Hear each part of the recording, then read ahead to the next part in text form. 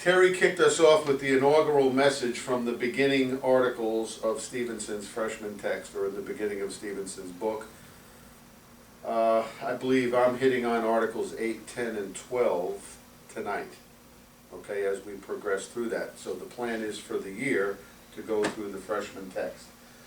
So, how do we learn? How do you learn stuff? This is gonna be maybe interactive. Oh. Maybe. Okay. By seeing? By seeing, Showing up. Repetition? touching, repetition, getting it in our head, right? Hearing. You remember some things because you heard it, you remember other things because you saw it. You did it. The manual makes no sense to me. When my dad was helping me fix the car, when I did it with him, that's when I learned how to work on cars. It was the doing that taught me, right? So, as chiropractors, we study the branches, mainly the main branches of philosophy. Epistemology is one of them. Another big one, because epistemology is how we learn. Another big branch of philosophy is metaphysics, because that's where we have our roots, right? We are a profession based in universal intelligence as an idea, and based in innate intelligence as it resides in living things, and that puts us in the metaphysical realm. So we're strongly anchored in metaphysics. So we can learn, gain knowledge through deductive reasoning, inductive reasoning, intuition, instinct, revelation, right? We'll talk about these two tonight. Those are the ones that are big in Articles 8, 10, and 12 of Stevenson. How do you know, just real quickly, how do you know when you learn from these ways?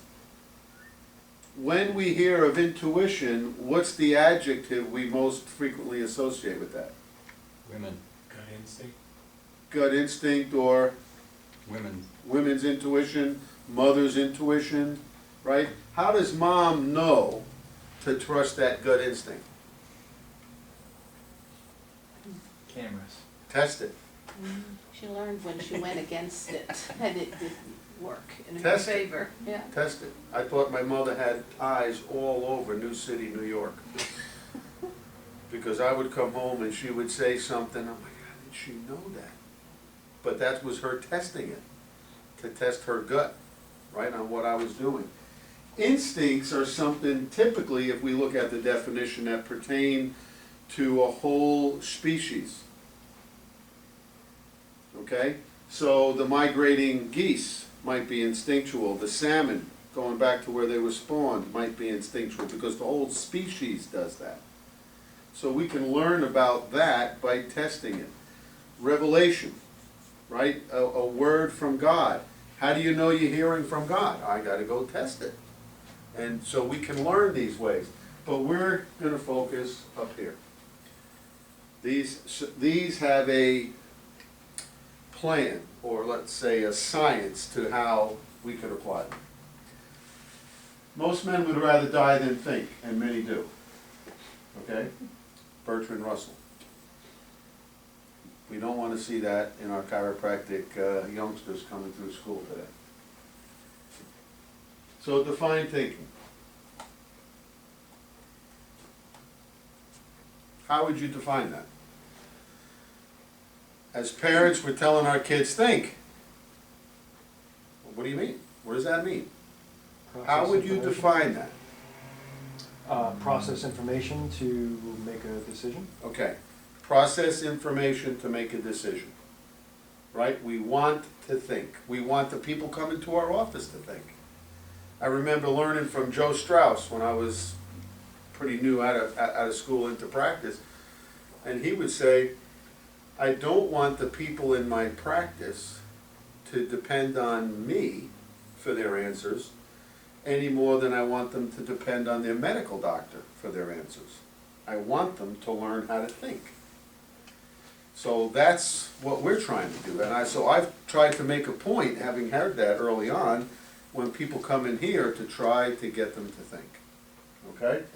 So, processing information so they can apply it. In a world of stability, information is fine. In a world of change, thinking is essential to adapt and change. Careers. Look at your parents' generation and your grandparents' generation.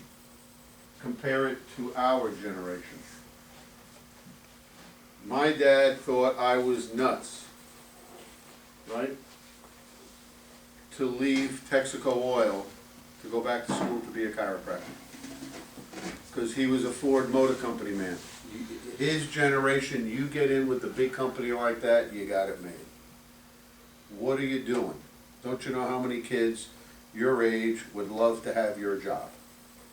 And I says, no, but if you know of any, tell them it's available. Right? I was a wise aleck. Right? That wasn't my generation.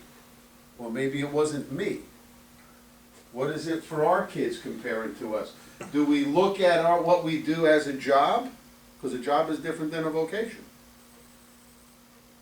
How do we think that through in terms of what we're actually doing? We're certainly entrepreneurial as chiropractors, as well as professional. But in chiropractic, we don't have a hospital system to go into, like the medical doctor does, or even the DO these days. We have to create the entrepreneurial business. So we're kind of over there in that. So it is about information. How much information did our grandparents get? No internet. I still got the big box radio. There's no radio guts in it, but I got the big box, and a piece of furniture in our house that used to be my grandmother and grandfather's, where they would sit around the radio and listen to it. All right? Then the TV came along, and now we've got the internet. Back when I was learning how to build my business, I read a business book, which should apply to chiropractors because we have a business. And back in the late 80s, the average person sees 561 ads a day. That's a lot of ads. What is it today? That was pre-internet. So what makes us think our chiropractic ad is going to stand out from 561 other ads? There's a lot of stuff coming at people. A lot of information.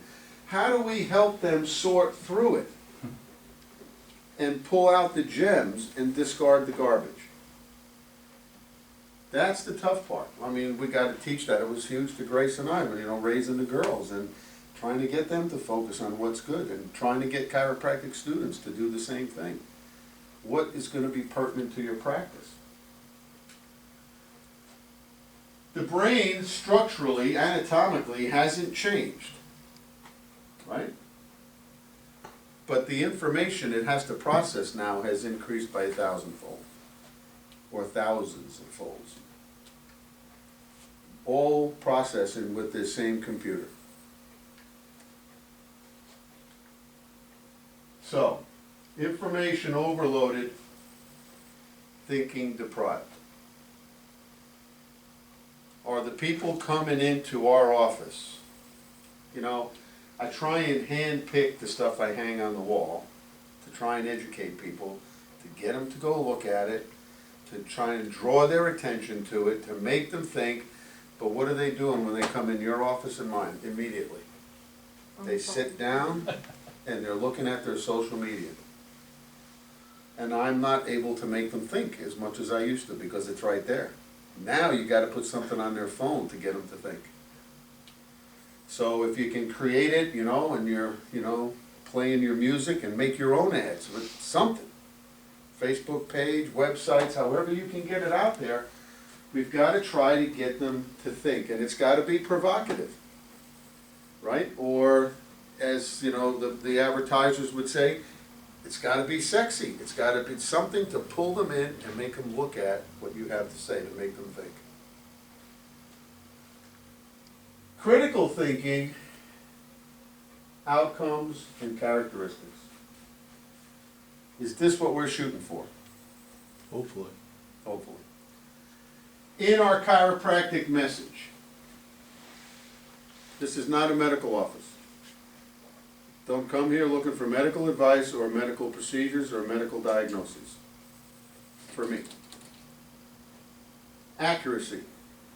That's our analysis and our adjustment. Right? We just got done in class at Sherman this week talking about the fixation model, and I told the students, you guys are gonna love this fixation model, because the guys that subscribe to this tell you you don't have to precisely locate a vertebra in order to give a meaningful thrust. Oh, really? You just gotta get someplace on the spine and get it in motion. 'Cause you should be jumping up out of your seats because you don't know when you're on T6 or T7 in the first place. Doesn't matter. Are you on C5 or C2? You don't know. You're hoping you're on the right one.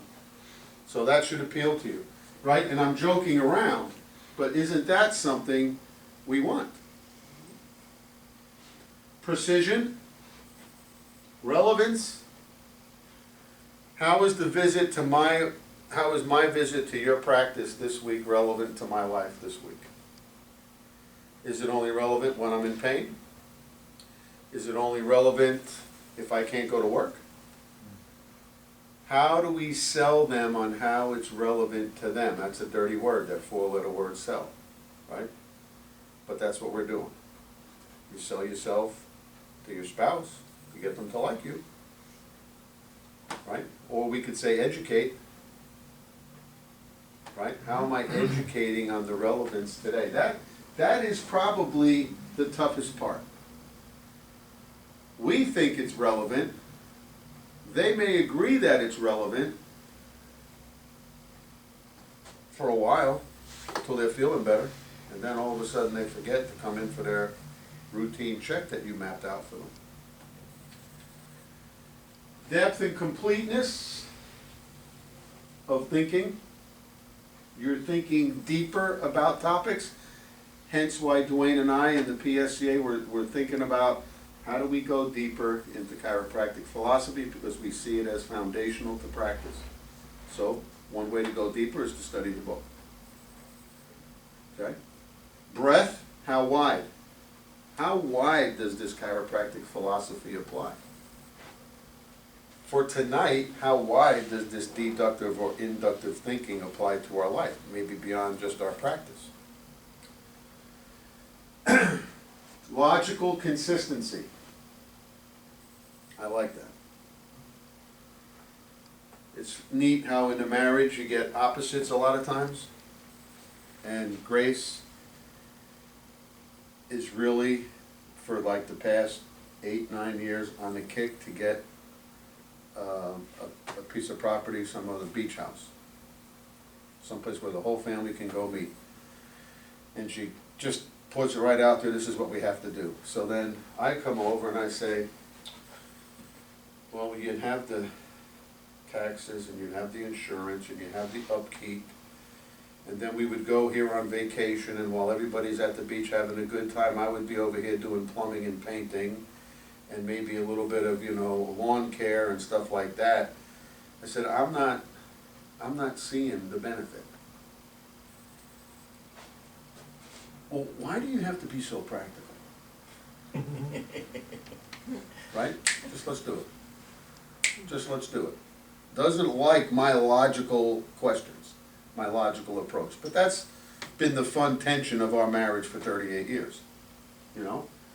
So, not that she's not logically consistent, she just doesn't like my logic when it doesn't match hers. Right? Do you want logical consistency with people? Yes. Do people get motivated because things are logical? No. Or do they get motivated because of their emotions? Yes. Come on, when they open the magazine, whatever magazine they're reading, and the left side, it's a 2-page ad, and the left side is the hook to draw you in, and the right side is all the side effects of the drug that the hook was about.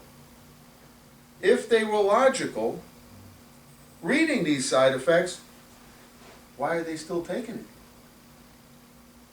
Because they're motivated by the emotion of fear, if they don't, that they're going to die, or they're going to suffer. Okay? So, we got a lot of hard work. How are we going to make it relevant?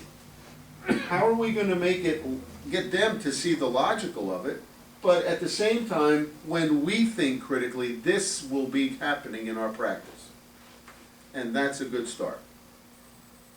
Teaching them that, so that we can see these outcomes might be a little bit tougher. So, if you're a critical thinker, you're humble. You have courage.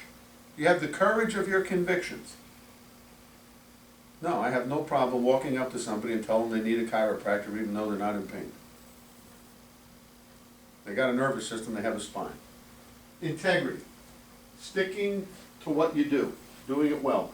Perseverance, simplicity, autonomy, confidence in what you're reasoning about. Am I confident? A little bit. We're going to talk about having a high degree of confidence, okay, and how we get there. And this is probably, hopefully, a good refresher for all of us, because we've all been around the block, okay? When we talked about, Dwayne and I met at the Fuddruckers to really plan this and lay this all out several months ago. And the idea was, I know a lot of young chiropractors in Spartanburg struggling to get going.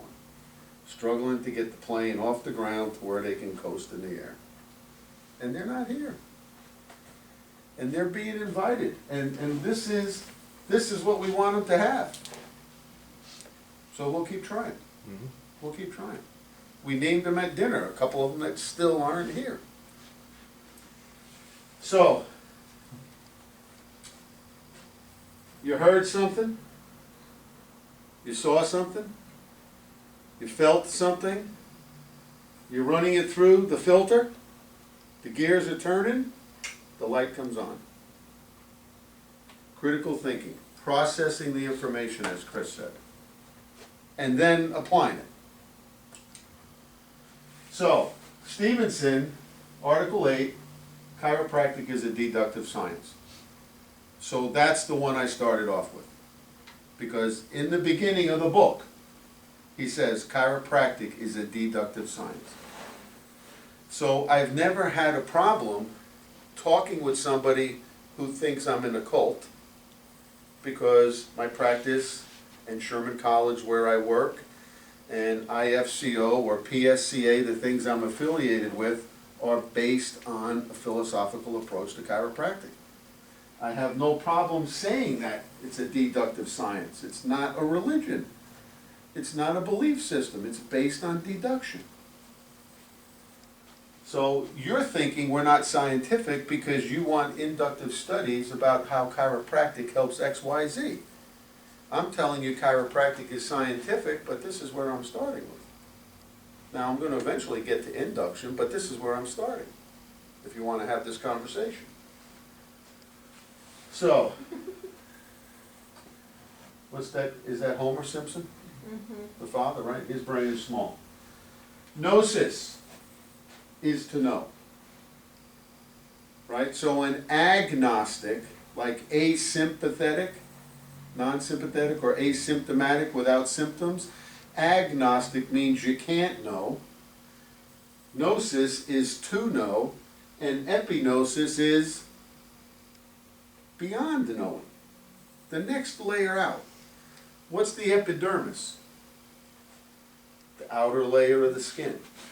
Epigenetics, very big happening field in science, which is coming closer to chiropractic thinking, actually, right? Epigenetics is the layer above genes, how the genes actually work. Epignosis is another layer of knowing, right? So here's how I would explain that. I'm an intern at Sherman College. One of my first patients in the health center comes in like this, right? I go through my chiropractic analysis, which in 1985 was NCM, leg checks, x-rays, palpation, fossa readings. I think that was it. Maybe sacral restriction test, okay? Sacral restriction test was awful, right? So I took the x-rays. Why are you x-raying up here when my problem is down here? So I do, my first education was about that. explained to them why, what the rationale was.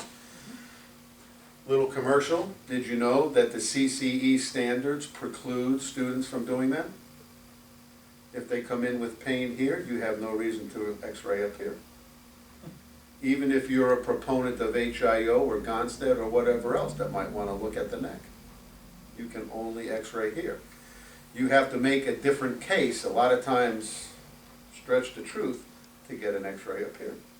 A technique argument is not enough to get approval for this x-ray. Just part of the game, okay? So I had my x-rays up here. Told them why we were x-raying this instead of this. Because I knew that we were gonna start here. This was our protocol, and if this was clear and there was still problems down here, then I could address those areas, but I had to get this clear first. Okay, I had no problem with that. Adjusted C2, I believe, on this person. Put them in the resting booth, brought them back, did my post-check, graft changed, leg check changed, sacral restriction, legs came up really high, they couldn't hardly, especially the right one, couldn't budge before. Boy, as a first quarter seeing outpatients, adjusting here and seeing this change, my knowledge went from here to there. Now I owned it. That's epignosis. That's going from mere head knowledge to knowing. Knowing knowledge, right? The other one was Grady when I was a student. I'll just tell you this one, it's a good story. As an intern at the health center, remember they used to have the waiting booth in the middle of the health center? Instead of off to the side where the receptionist desk was, and when the doors opened at 1 o'clock, we were in class till 1:15. But the health center opened at 1, and people would come in, a lot of students, a lot of interns, and line up to both receptionists, two receptionists lined out to the door. Earl Taylor's wife Ann was one of the receptionists, and that was, you guys remember that. And so Grady had come in because he restricted range of motion. He could barely turn when he was backing up his pick-em-up truck. And he had a second shift job every day at 3 o'clock. He always wore blue jeans rolled up with a cuff. He always wore a t-shirt, cigarettes rolled up in the sleeve. In February, that's all he wore. In August, that's all he wore. He wore that every day, the whole year, okay? Took his x-ray, did his whole workup. Okay, we're gonna adjust the atlas. I'm going over his x-ray. Diffuse idiopathic sclerosing hyperexostosis. No reason why a chiropractor should have to know that word, okay? But he had the hot wax drippings running down the neck. Okay, so no wonder why he can't turn his head and neck. But he's got a subluxation at C1. So I adjusted C1, came time for the adjustment, adjusted him, put him in a rest booth, post-check him, sent him home. Come back in 2 days. I come down the stairs, there's Grady in line. I got my big 3-ring binder. I'm gonna go lean it against the wall. That's how you reserve the room, right? That you were gonna get the room next was by putting your book out front. And then I went over to shake Grady's hand in his line and tell him how many people were in front of us and how long it would be before I could check him. So I went over to say, hey Grady, and he comes out of line and he gives me this big hug. That was before I was into hugging men, okay? And Grady says, that adjustment, wow.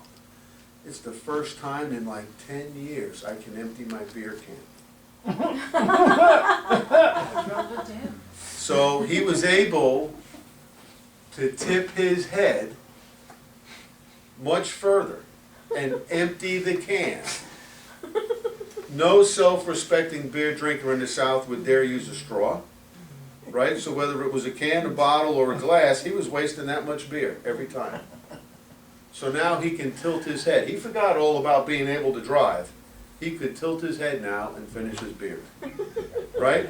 So I knew chiropractic would improve performance. But now I knew what chiropractic, that's relevant to this man Grady, even though it's drinking beer. right? Chiropractic, contributing to alcoholism. Right? Getting the most out of life, but that was very relevant to him. Right? So think about helping people get from here to here. What are the things we could say, visit to visit, that would help them go in that direction? We got an idea how to help people. You could think ADIO, above, down, inside, out. You could think outside in, below, up. You could think vitalistically. You could think mechanistically. Still thinking about how to help people. That's critical thinking. That's a huge struggle for people just coming into chiropractic school, because they're taught in a mechanistic world. When they study biology, what does biology mean? Study of life. The study of life. And when they're in college, and they're getting, most of them have science degrees, and they've taken college biology, and biology is the study of life. Chapter 1 in their textbook, as you would expect, defines life, because after all, biology is Study of life. the study of life. And the definition of life is, well, here are the 5 signs of life: elimination, assimilation, growth, reproduction, adaptation. Same as principle number 18 for us. But I'm looking through their freshman texts, chapter 1, and said, okay, well, the signs of life are not the definition of life. So I looked down a couple more paragraphs. Life, it says, in the college textbook, is more than the sum of its parts. Innate intelligence. Didn't say it, but more than the sum of its parts. And then I quick rifled through the table of contents, and I'm looking through the rest of the book, 28 chapters long. The next 27 chapters were all about parts. Life is more than the sum of its parts, but the whole book is about parts. So, am I surprised that they're coming to us thinking mechanistically? No. That's why they're coming to us thinking mechanistically, because that's all that's been thrown to them. So if you come to them with a vitalistic method, you are starting that process of critical thinking for them. So don't be afraid to ask them questions. So deductive reasoning. Stevenson, Article 12, Strauss, his first chiropractic philosophy text, 1991, discusses it on page 33, 34. So I'll give you both references. Even though that says 1948, probably still the same in the 27 text, which was his original text. So, to think critically, think red. Recognize what the assumption is. Evaluate the argument, get your conclusion. Now, the reason why I like this slide when I found this picture is because what do we start deductive thinking with? Assumptions. An assumption. Medicine has an assumption. Chiropractic has an assumption. Conservatives have an assumption. Liberals have an assumption. So whatever the realm of life is, look at what the underlying assumption is to see what the argument is, to see where it's coming from. And that'll help us to draw conclusions. So we only need our mind to think deductively. We don't need a lab. No test tubes, no scales, no rulers. What's our assumption? A self-evident truth. What's the self-evident truth about this I exist. to Darwin? What's the assumption? Humans, accidental mutations, random mutations created this. If you study it, that's what it is. What's the chiropractic assumption? Intelligent creation. There's intelligence behind this. Two different assumptions. Just understand what the assumptions are when we go through the logic that's going to follow.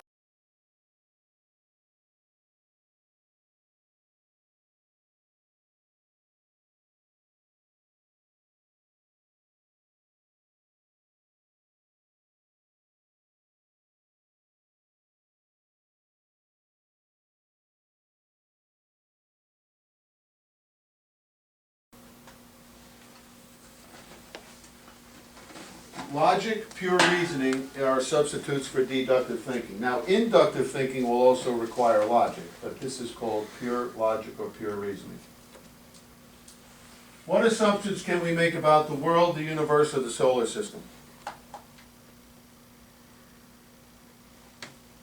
Just for time's sake, let me give you two choices, A and B. The world, the universe, the solar system are disorganized, A, or B, organized. Organized. Right? I would say organized. Some of my students would say disorganized. And I said, okay, give me your evidence that leads you to say that. On what are you basing that? Well, we study this law of entropy in science. And things fall apart. And if they're organized, why are they falling apart? So then I say, well, when they fall apart and they're at a lower energy state, is that not highly organized? Well, yeah. I said, okay, just part of a bigger cycle. When the tree rots and goes back to its elemental form, it's decaying, now it's a part of creating new life someplace else. So if you take back and take the 5-mile view, that's part of a bigger organization. But when I was right up here, it looked like it was decaying and falling apart. Right, that old story we heard about which part of the elephant is the blind man touching. Take the 5-mile view and see if that organization is there or not. Okay? Based on what would you say the solar system, universal world is organized? Because this is going to be important in a few minutes. Based on what would you say that? Because I heard some. Our study of it. I heard some people say that. Observation, what'd you observe? Solar cycles, lunar cycles, Lunar cycles, stellar cycles. okay? Star cycles, solar cycles. I can look at my calendar, it says tonight's gonna be a full moon. I go out on my back porch, it gets dark, sure enough, the moon's full. Science predicted it, but science didn't make it happen. No. Go to the beach, what's on the refrigerator door? Tide. The tide charts. Look at the tide chart, go out to the beach, dang, if that thing isn't right. Is that pretty ordered? When does summer come? After spring, before. Always, always after spring, never before it. Although here in South Carolina, we get teased. Christmas In was spring this year. Yeah, right? But, you know, so there's lots of that. So what assumption can you make about the human body? You're telling me your assumption about the world, universe, solar system is that it's organized. What's your assumption here? It's organized to a high degree. Highly organized. That's logical if it exists in a highly organized universe. That's not logical if the universe is disorganized. I prefer logic. What assumptions could we make about symptoms? They're normal. Natural. They're normal, they're natural. Could they be part of an organization? Yes. Might that be why the chiropractor takes a different view of symptoms than the allopathic MD? Mm-hmm. Or the homeopathic MD for that matter?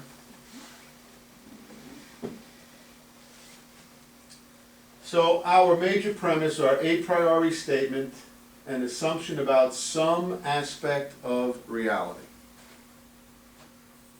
Cannot really be proven. Right? You really can't prove what Darwin said about how things got started, and we can't prove that God created it. But both of them could be beginning points. Mm-hmm. Both of them could be major assumptions, a priori statements. The a priori statement, the major premise, is where we start deductive reasoning and we get there one of two routes. You already gave me this one for why you thought the universe, the solar system was highly organized. You observed it. You see it. That's how you were able to use inductive to arrive at a deductive premise. You see how they have to go together? We are not religious fanatics. We blend inductive and deductive. Or, you could say, because of my faith, I believe that. If you believe God created the universe, God would only make something organized, you could say, I believe that because of my faith. Okay? How do you think most people would say the world, the universe, the solar system is organized? By this or by this? Inductive reasoning. I would bet most people would say through induction. Because people look at the world and they see it. And they're taught that if they see it, it's real. The sun always rises in the east and sets in the west. It creates a lot of accidents on Reedville Road because you drive right into the sun. A minor premise has to relate to the major premise so that you can get truth out of it. The universe is an organized place. Humans are in the universe. Am I connected to my major premise? Yes, I have universe in both statements. Okay? Bill is a human. You may debate that. Okay? Am I connected? Yes, I have human in those two statements. What's my conclusion? Bill is organized. Bill is organized. Innately. Yeah. Right? Not my desk, not my garage. Okay? The science that investigates principles governing correct, reliable inference. Logic is a science. I'm a father. Myron will remember this from when he taught philosophy. What's your conclusion?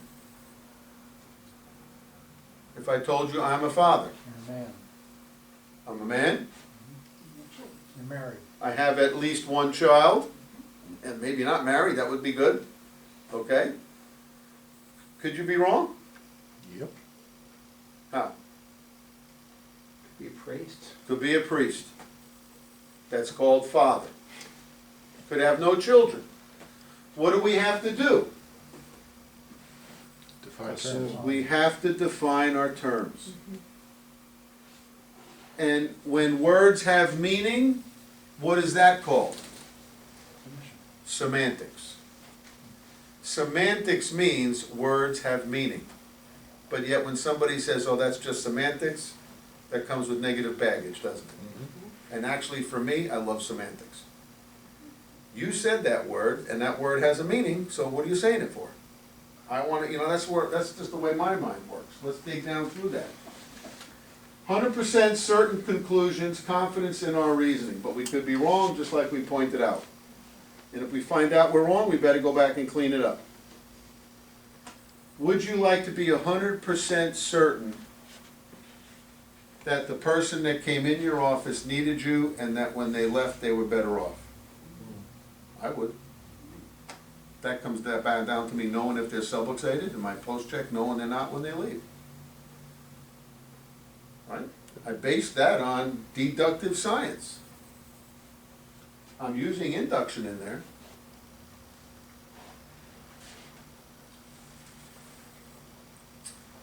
Okay. Make some observations about a chair.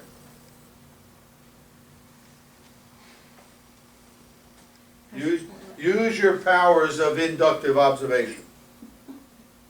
Seat. There's a cushion. Solid. Solid, Sometimes I don't know. Furniture. arms, Right. looks like furniture, Backrest. backrest. It's not a desk. How many legs? At least 4. 4 legs on there. You make inductive observations. Okay? Major premise.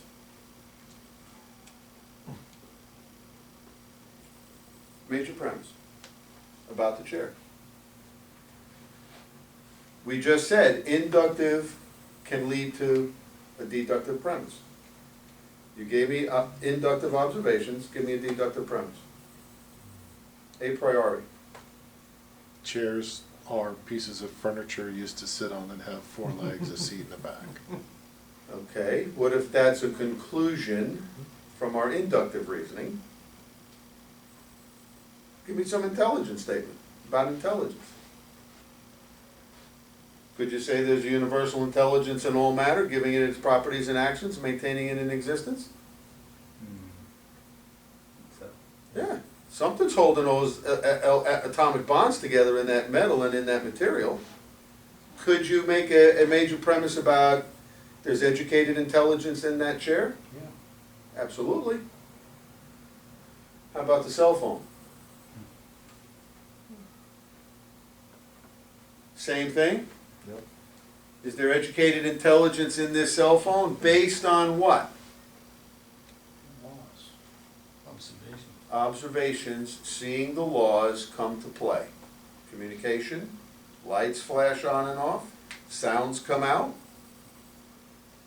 typing, data is recorded, stored. Observations about a tree.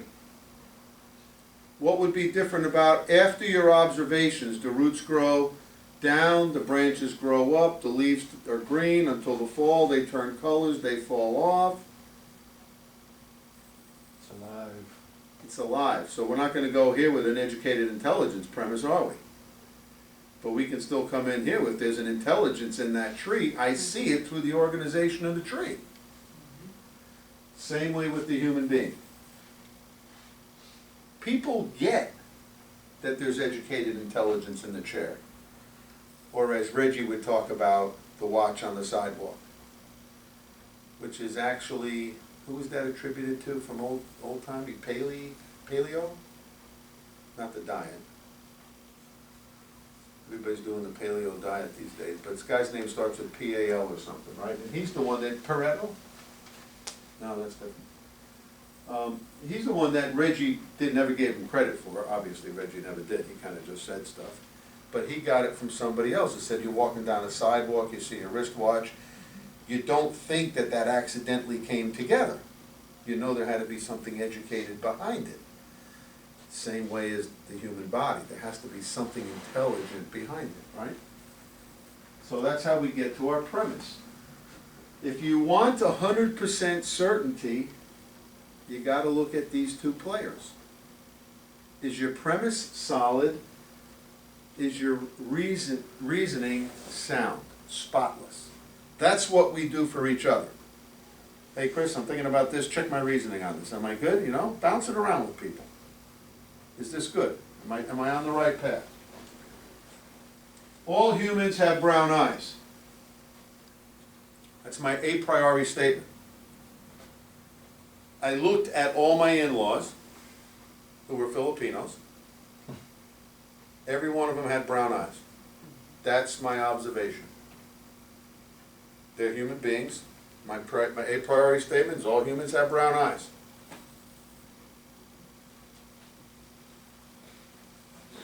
John is a human.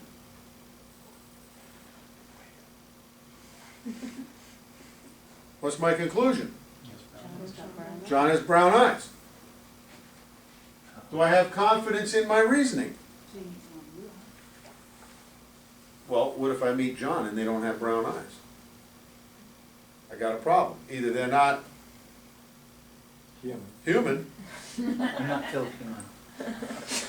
not Filipino, either they're not human or my premise was wrong. Right? My minor premise was connected, but maybe my major premise was wrong. If I keep meeting brown-eyed people, boy, I'm confident. I'm good. But then I met that person with blue eyes or green eyes. All right, I got to go back and change that. That wasn't good. Either way, I'm discovering truth. My knowledge base is growing. So isn't this one of the areas where medicine kind of falls apart because they might have a major premise, they have some sort of inconsistent truth to it, but they keep going. Right. And they don't fix the new truth or make a new premise. Yes. And we might have that in chiropractic as well, Sure. because we've adopted that same kind of thinking. A misaligned vertebra occludes an opening. If an occluded opening puts Pressure, pressure on a nerve, and if a nerve under pressure, pressure causes interference. pain, then a misaligned vertebra causes Pain. pain. This is what the public thinks. This is what the bulk of chiropractors think, because that is what most chiropractic colleges teach. That's logical to them. That flows to them. That's like brown eyes. Because you walked into the chiropractor's office one day and he found a subluxation, or she found a subluxation in your spine, and yet you had no Pain. pain. Well, dang, now what do I do? Or you came in with pain and I didn't find subluxation. Well, dang, now what do I do?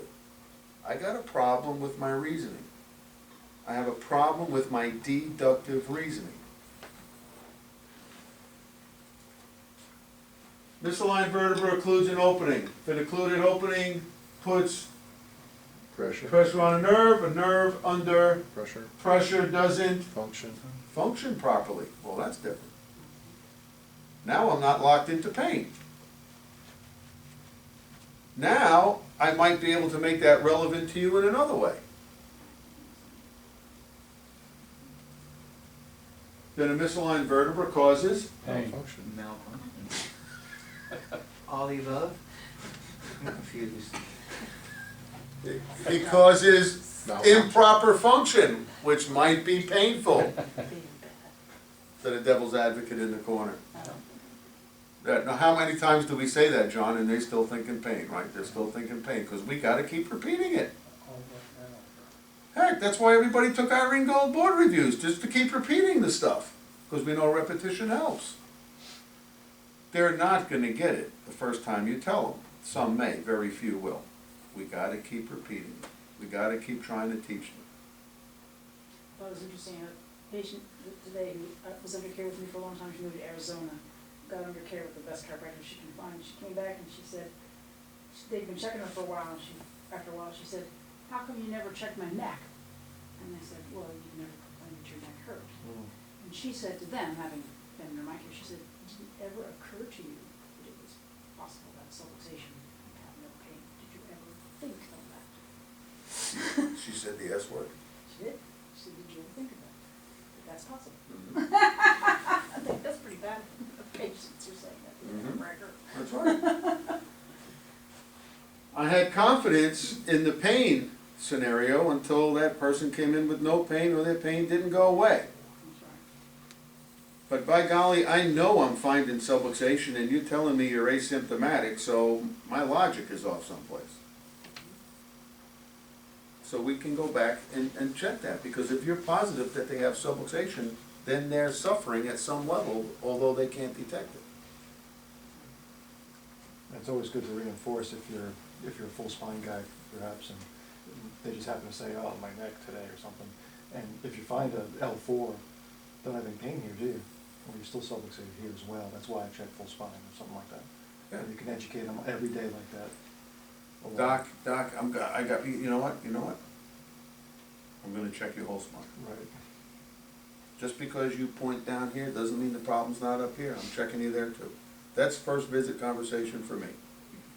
We're gonna just check your spine, because a lot of times the tension going on up here is what's causing down here.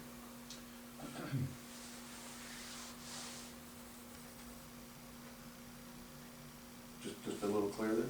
I don't even address it in my office. They're Yeah. not allowed to say one symptom to me the first visit. Okay. I don't want to hear it. Okay. And then I explain why. Mhm. I listen and then explain why I'm not doing that. Different approach. The ancient Greeks didn't have test tubes. They relied on the power of their mind. Deduction was superior. At some point around the 1500s is when induction started to grow, because the Catholic Church maintained control over science and religion. And the science people, who were still very religious, said, no, we want to just do some different kinds of research, and that's when you started to see the pulling apart. And that's when mechanisms started to grow, which would be induction.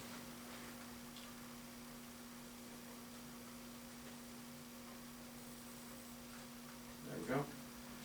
Universal intelligence in all matter continually gives to it all of its properties and actions, thus maintaining it in existence. Principle number 1, out of the 33 principles, our major premise. Do you accept the major premise of chiropractic? I don't need to know the answer. All of you need to know it individually. How, if the answer is yes, how do you accept it? Review, there are 2 ways to accept any premise. One is faith, the other is inductive observation.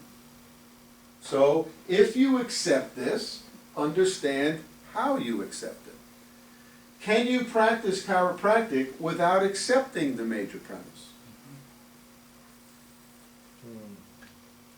My license says chiropractor. My diploma says chiropractor. I'm doing something in my office. I don't agree with the major premise, but I'm a chiropractor, so my answer is yes. Somebody else might say, if you don't accept the major premise, then there's no way you could possibly be doing chiropractic. Well, then what am I doing? I don't know, but you're not doing chiropractic, would be that argument. Right? I'm not here to judge anybody, I'm just asking the question. Not necessarily you, but when I'm trying to teach students how to think critically. What is the danger, I'm putting that in quotes, okay, because I might see it as dangerous in my worldview, everybody might not agree.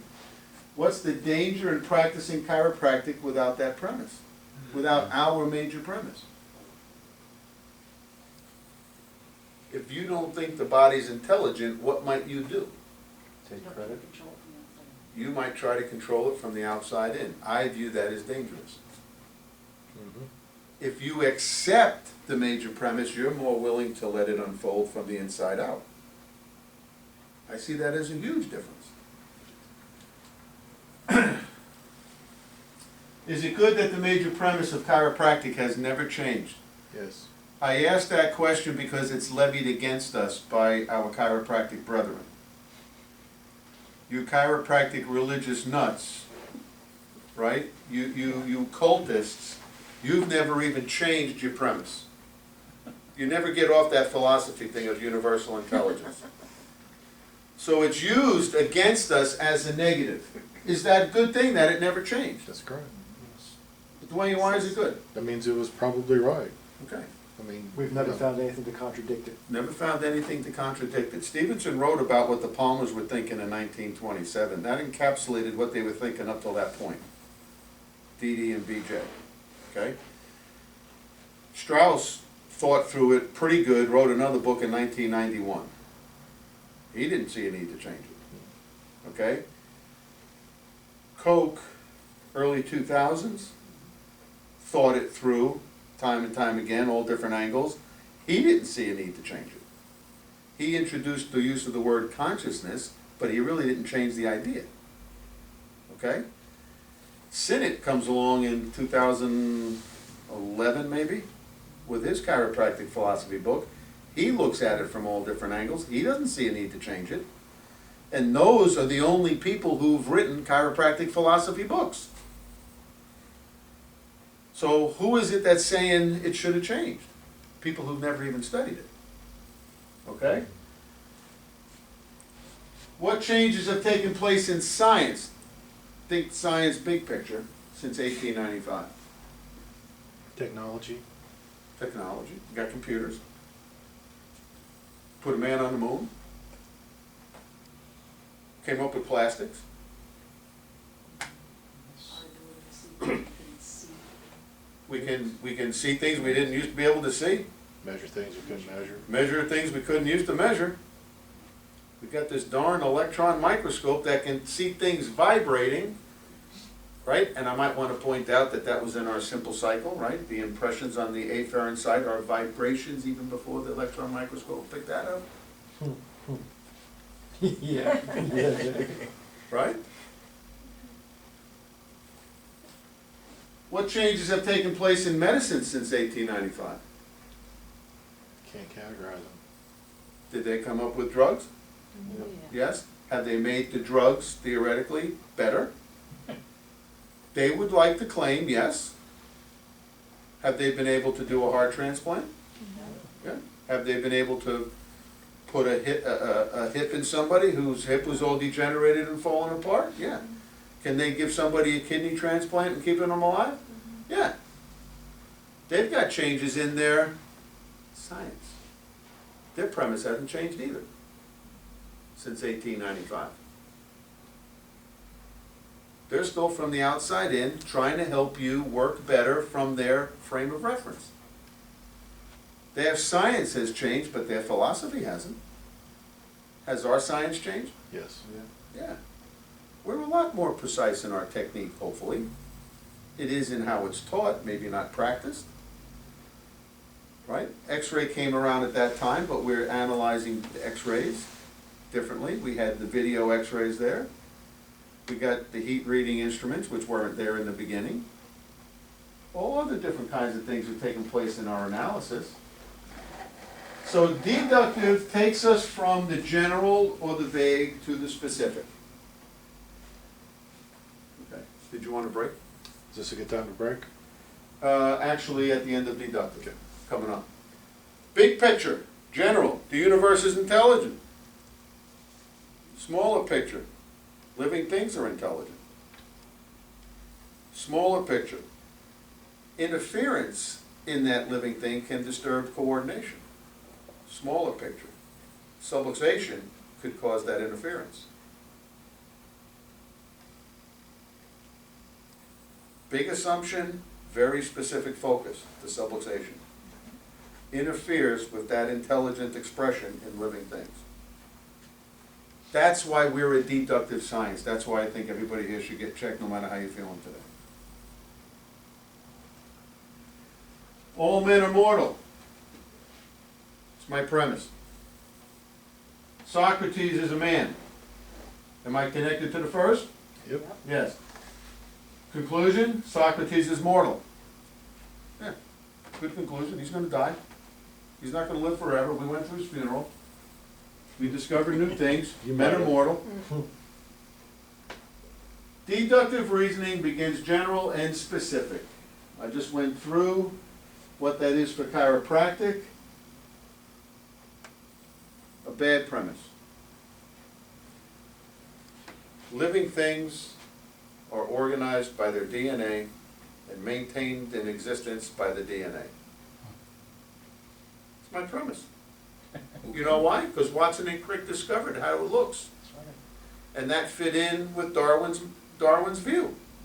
So now we know what makes you tick. It's the DNA. It's what brings you life. Dang. Until I watched that cop show and they measured the DNA on the dead guy. He's not dead. So if the DNA is keeping the dead guy alive, why is the dead guy dead? He's not dead. He must still be alive. We're dead. That would be a bad premise. Back of a bus in New Zealand. Not in pain, go to your chiropractor. Why would I take my family? Maybe there's something different going on there. Billboards in South Carolina put up by the PSCA over a period of 2 years. 3 billboards on 3 major highways across the state at $950 a month each. Just to put out something different. On what basis would we say that getting adjusted could maximize your performance? Both deductive and inductive. Based on deductive reasoning, which then leads to inductive experiences again. The number, that number is no longer any good. Our number's different, but most of the people that called up for that when we ran that billboard campaign were chiropractors, thanking us for putting out a different message. I never saw them again. They might just be passing through on their way to Florida. But they said, I'm a chiropractor, love your billboard. All right, let's break here. We got inductive coming up next. Observation, experience, All experiments. right, there you go. We're familiar with this. This is what we've all done since high school science, if not earlier. We certainly did it in undergrad. We certainly even have done it in chiropractic school and in practice since. Okay? You're doing this all the time with people in your practice when you're checking them. The basis for empiricism is inductive reasoning, right? Empiricism is the base. Learning through the senses. When you palpate somebody, that's inductive evidence. When you look at an x-ray, that's inductive evidence. When you're checking a range of motion, that's inductive evidence. You're using your senses to learn about the spine. We do use inductive science.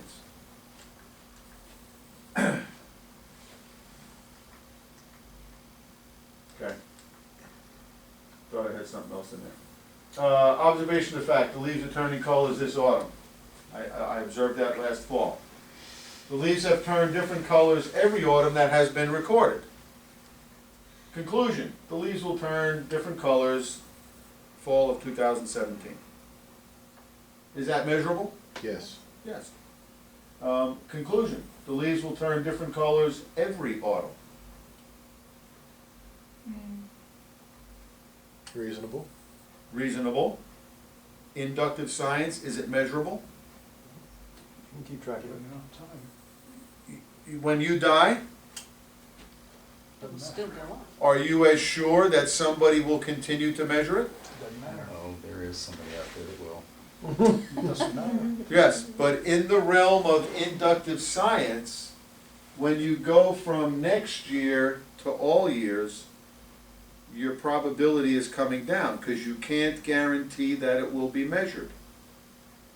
And it has to be measured to be real.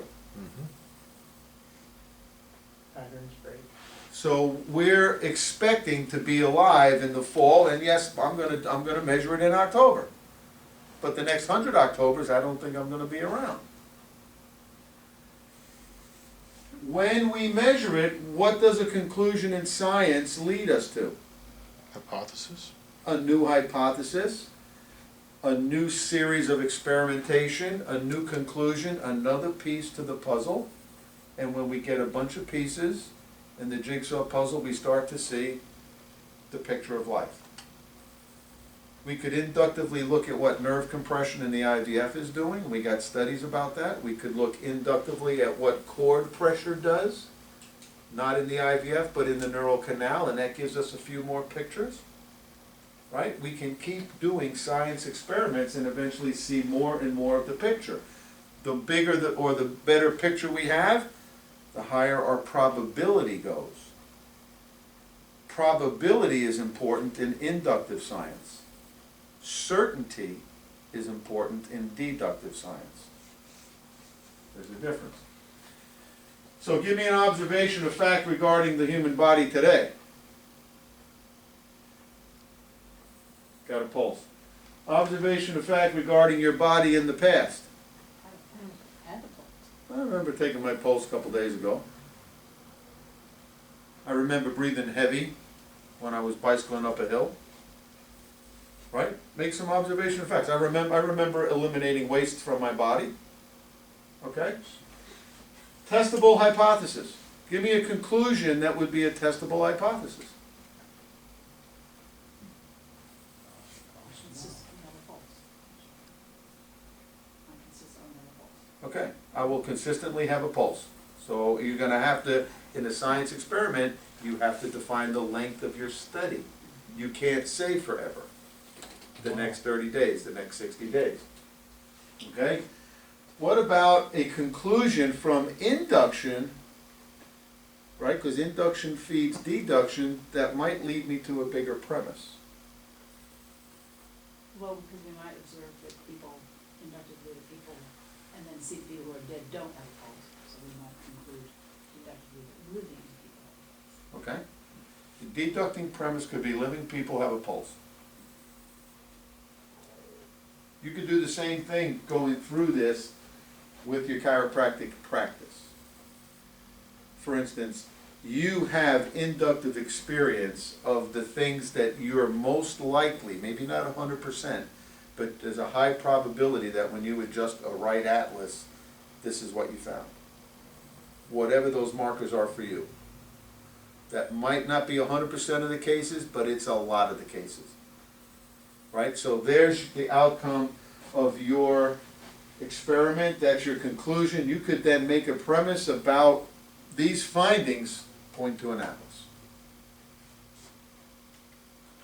Two types of inductive reasoning. Informal, early in life. Learn from your experience, from what you see. Cause you to make categories. Causes you to stereotype people. I like to, yeah, Terry.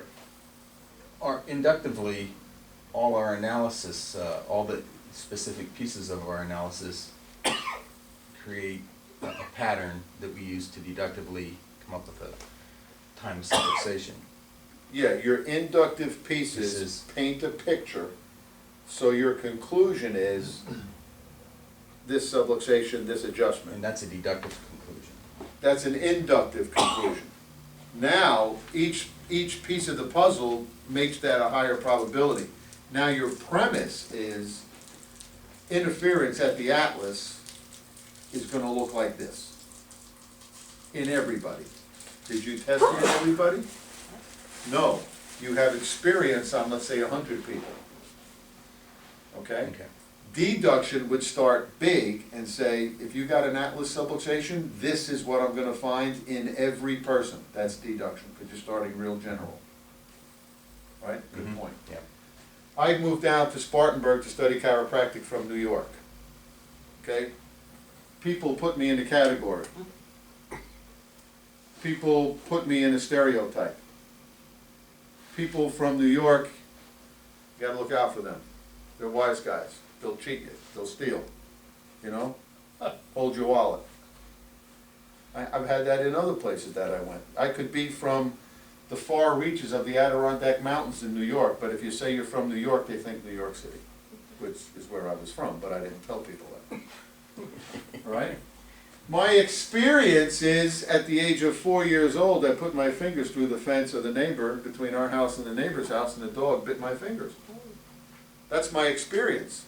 What could my conclusion be as a 4-year-old? Fences are bad. Not too bad. All dogs bite. Don't put your fingers through the fence. Right? So that's inductive learning early on. That's early on inductive learning. They're not controlled experiments. Or we could do it formally, in which case we want to limit our variables, it wants to be reproducible. One specific question is asked, you can't ask too many questions. All the stuff you learn in science. And that's where our chiropractic research should go. Should be these things, but it should be in a chiropractic context, not a medical allopathic context. Yep. That's going to be huge. And we can do our research with that model in our own field. Right? This one says, conclusion can only be based on the data that you collect, not what you think it should be.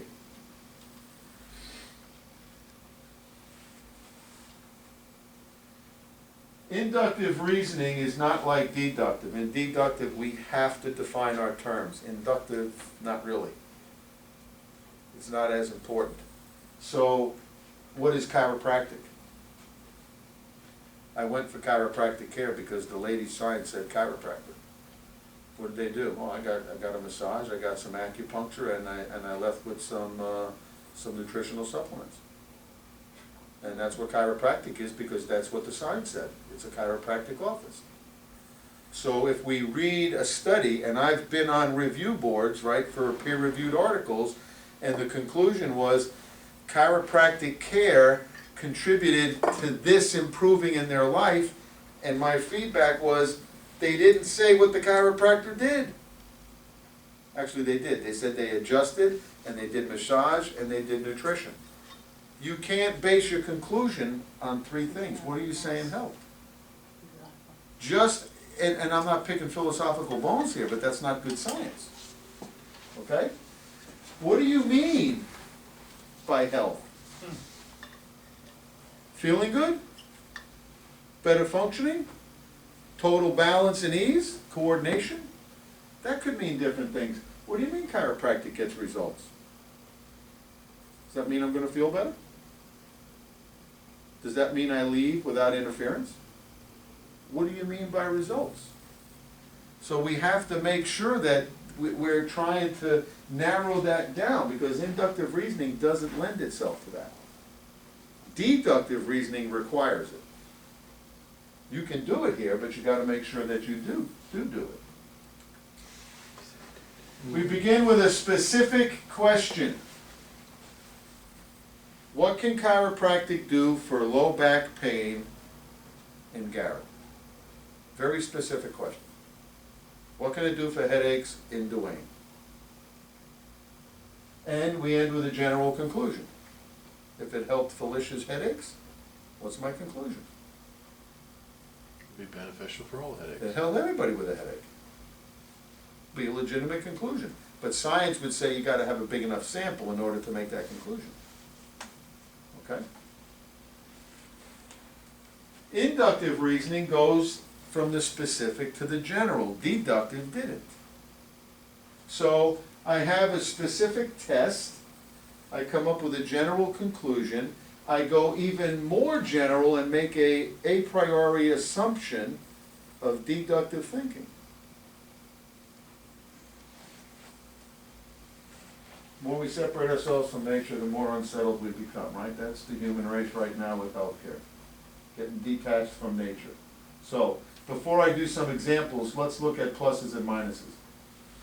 Oh, darn. Which program did you download? The one you sent me. Yeah, the one I sent you was the smaller one because it wouldn't, was too big with my video clips. Can you put the other one in real quick? Yeah, tell a story or a joke or Can you something. see a player? I had some good video clips. You always have that.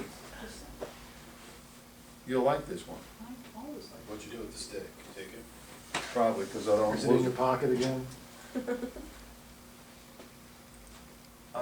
Yeah, it wouldn't send, so I deleted the videos and then it went popped right over to you.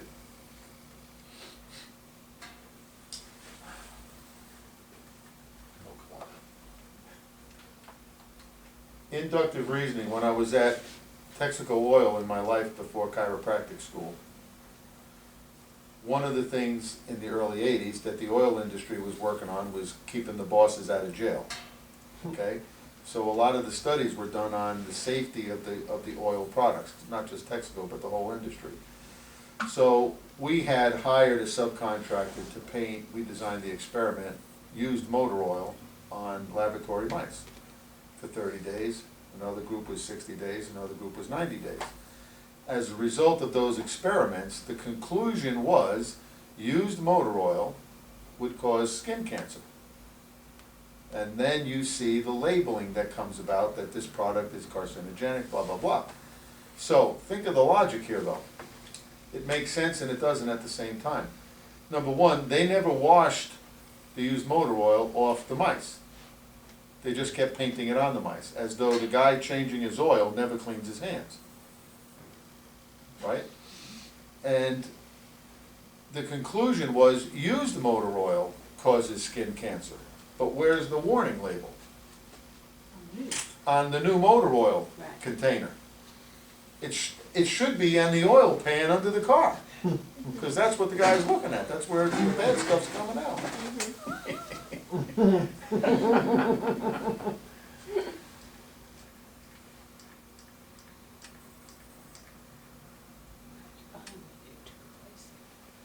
Oh, I need to turn up.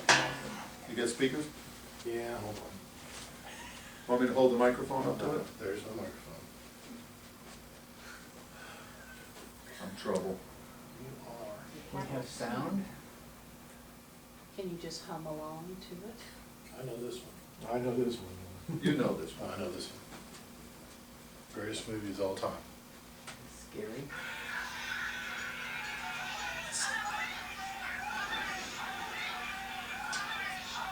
They found a witch. Listen to the reasoning.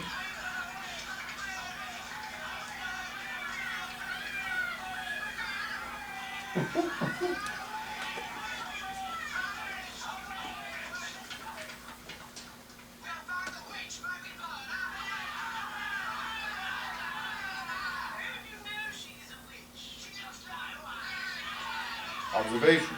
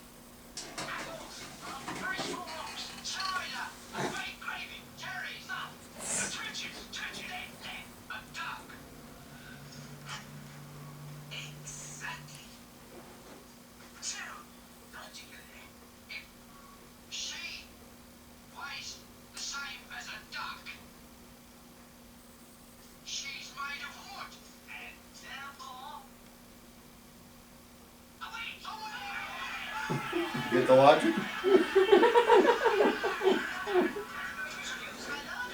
So awesome. Keep going. Wood floats, the duck floats. So if she weighs the same as the duck, then she must be made of wood, and wood burns like witches. It makes perfect sense. So was the And they were right too, though, in the movie. Yeah. What happens to her? So she- Okay. Yes, she was.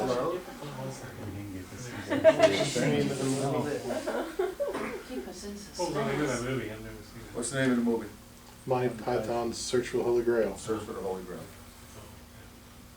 I missed that one. Allow us to reason beyond the limits of our experience. Deduction is what allows you to think about innate intelligence. Deductive reasoning is what allows you to think about God, things immaterial. The major premise says it gives matter all of its properties and actions, which means just because science doesn't know it, doesn't mean it's not there. Our principles said that the innate intelligence organized all the parts for mutual benefit even before science knew what the appendix did. Even before science knew what a lot of other parts do. The axoplasm fluid in the nerve. It wasn't discovered until the 1960s. Right? A woman is told, you're past your childbearing years. Why not have the hysterectomy just so you don't get cancer maybe? Well, just because science doesn't know what the post-birthing years use of the uterus is, doesn't mean it doesn't have a use. There may be something else that the body's intelligence is still doing with it. So deduction help us to reason even things we might not know. All right, we know more today than yesterday, maybe not as much as tomorrow. We can get beyond the material universe, we can get into the abstract universe. We have high degree of confidence, that's an advantage, we learn. Limits. Bad premise. We covered a couple of examples of that. Bad logic. Okay, a couple of examples of that. All stars are glowing balls of fusing hydrogen. That's my premise. Okay? J-Lo is a star. Close. What's my conclusion? She's hot. Glowing ball. Oh, sorry. J-Lo is a glowing ball of fusing hydrogen. Not for date night, Chris. That's true. Okay? What's the problem? We come back to semantics, don't we? I have to define what I mean by star. It's important. Induction. People love this, students love this, chiropractors love this because I measured it. How do you know that's where the problem is? Look at the x-ray, it's right there. As opposed to, my experience tells me it's here. Right? That's still induction, experience, either way, the x-ray or touching it. Reproducible. Somebody else has to be able to find what you find using the same map. Self-testing, we can reveal errors, we grow in our knowledge. Here's a guy growing in his knowledge. I love this. Uh-oh.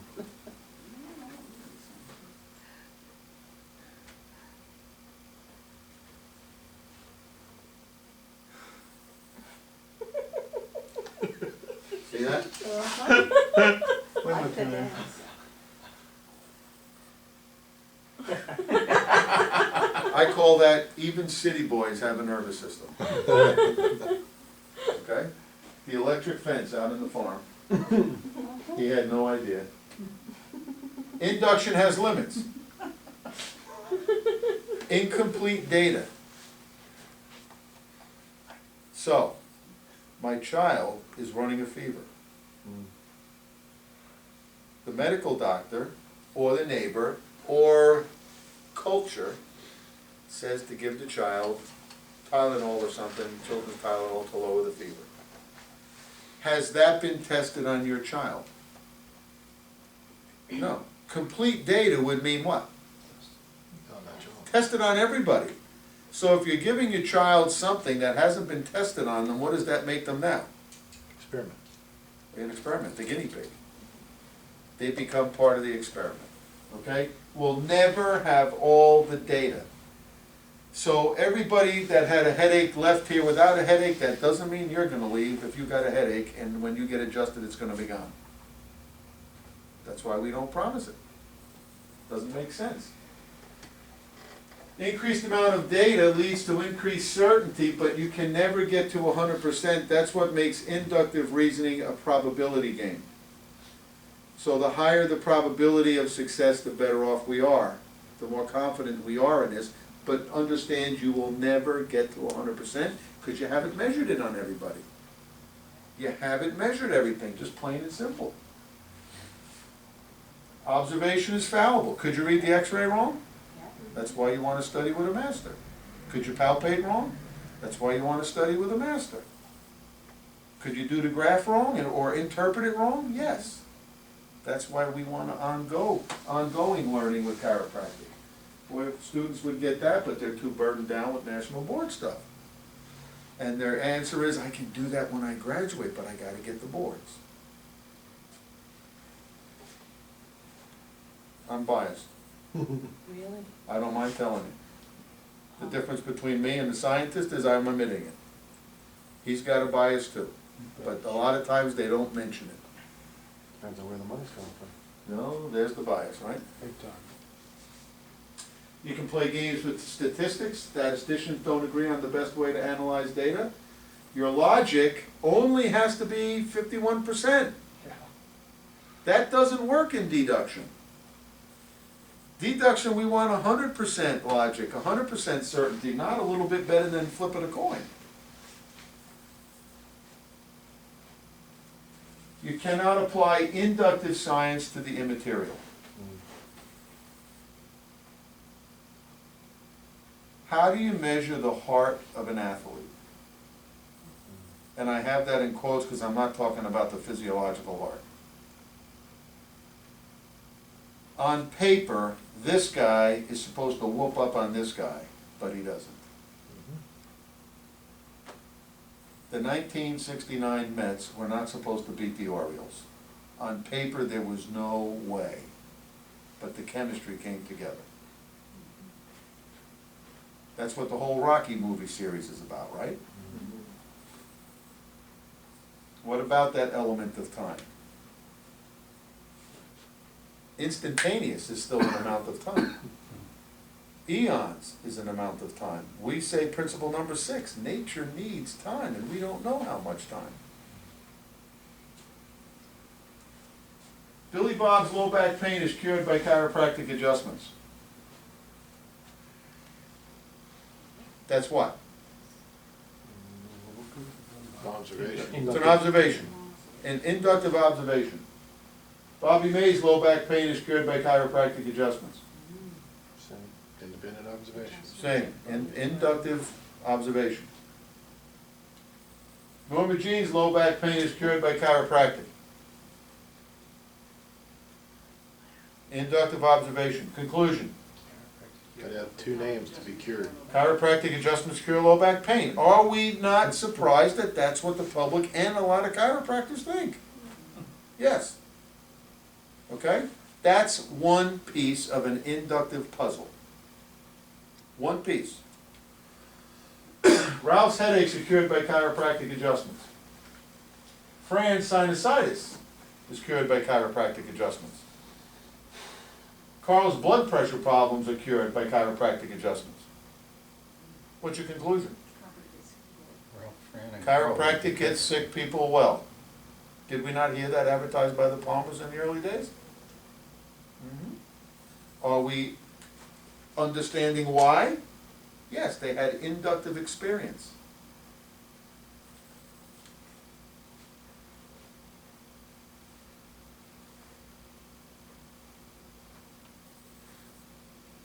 Take your inductive experience, you got more puzzle pieces now. You got low back pain, headache, sinusitis, blood pressure, you got 4 conditions in your puzzle now.